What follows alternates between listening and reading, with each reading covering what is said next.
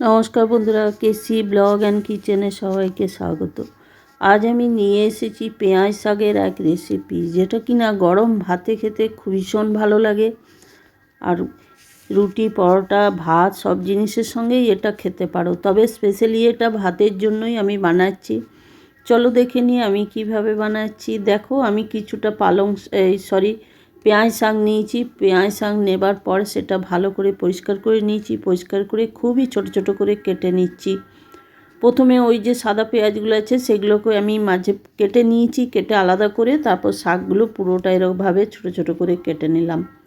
তারপরে যে পেঁয়াজটা আছে, দেখো যেটা মোটা পেঁয়াজ আছে সেটা আমি 4 ভাগে ভাগ করে নিচ্ছি। 4 ভাগে ভাগ করে নিয়ে ছোট করে কেটে নিচ্ছি। তোমরা অনেকভাবে অনেক রকমভাবে পেঁয়াজ শাক বানিয়ে থাকো, একদিন আমার মতো করে বানিয়ে দেখো, গরম ভাতে খেতে ভীষণ ভালো লাগে। আর এই ধরনের রেসিপি এটা ঝটপট হয়েও যায়। তারপরে দেখো পেঁয়াজগুলো সমস্ত আমি এক এক করে কেটে নিলাম।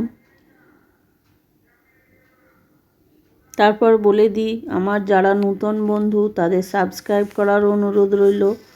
আর বাকি সকলকে আমার রেসিপি যদি ভালো লেগে থাকে তাহলে লাইক, শেয়ার ও কমেন্ট অতি অবশ্যই করো। তারপরে দেখো এইদিকে আমি একটা কড়াই চড়িয়ে সর্ষের তেল দিলাম। সর্ষের তেল দিয়ে দেওয়ার পর 1 চামচ আমি কালো জিরে ফোড়ন দিয়ে দিলাম। তোমরা চাইলে এটাতে 5 ফোড়নও দিতে পারো, আমি একটু কালো জিরেই দিয়েছি। কখনো কখনো আমি 5 ফোড়নও দিই।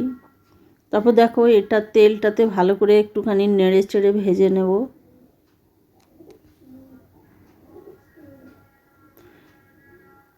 কালো জিরের ফোড়নটা আমার ভাজা হয়ে যাওয়ার পর আমি একটা পেঁয়াজ খুবই ছোট করে কেটে রেখেছি। এমনি যে পেঁয়াজগুলো আমরা রান্না করি সেই পেঁয়াজই, আধখানা পেঁয়াজ আমি এটার মধ্যে দিয়ে দিলাম। তেলের মধ্যে দিয়ে দেওয়ার পর খুব ভালো করে ভেজে নিলাম। ভেজে নেবার পর একটা ছোট আলু, মিডিয়াম সাইজের আলুকে আমি খুবই ছোট করে কেটে রেখেছি। তারপরে ওই পেঁয়াজের মধ্যে আমি আলুটা দিয়ে দেবো। দিয়ে দেওয়ার পর খুব ভালো করে নেড়ে চেড়ে একটু ভেজে নিলাম। ভেজে নেবার পর ওই যে পেঁয়াজ আর পেঁয়াজ শাকগুলো কেটে রেখেছি, আমি কেটেছি অনেকটাই, কিন্তু আমার অতটা দরকার হবে না, কেন কি আমি অর্ধেকটা আজকে বানাবো।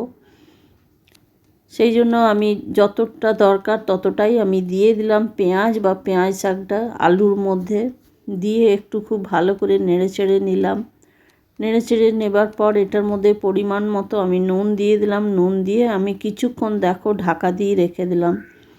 পেঁয়াজ শাক থেকে খুবই জল বের হয়, সেই জন্য আমি কোনো রকম জল এটাতে দিইনি। ঢাকা দিয়ে লো ফ্লেম করে রেখে দিয়েছিলাম। দেখো ওরই মধ্যে আমার আলুগুলো সেদ্ধ হয়ে গেছে আর পেঁয়াজ শাকটাও হয়ে গেছে। হয়ে যাওয়ার পর ওইদিকে আমি কিছুটা পোস্ত বেটে রেখেছিলাম, সেই পোস্তটা আমি ওই পেঁয়াজ শাক আর আলুর মধ্যে দিয়ে দেবো। আজকে আমি আলু পেঁয়াজ শাকের পোস্ত বানাবো। এই ধরনের রেসিপি খেতে ভীষণ গরম ভাতে ভালো লাগে। তোমরা তো নানা রকমভাবে পেঁয়াজ শাক রান্না করো, একদিন এইভাবে আমার মতো করে দেখো, খুবই ভালো লাগবে খেতে। আর পোস্তও তোমরা নানা রকমভাবে বানিয়ে থাকো, এইভাবে একদিন বানাও, দেখো খুবই ভালো লাগবে। তারপরে দেখো পোস্তটা দিয়ে দেওয়ার পর খুব ভালো করে একটু নেড়ে চেড়ে নিলাম।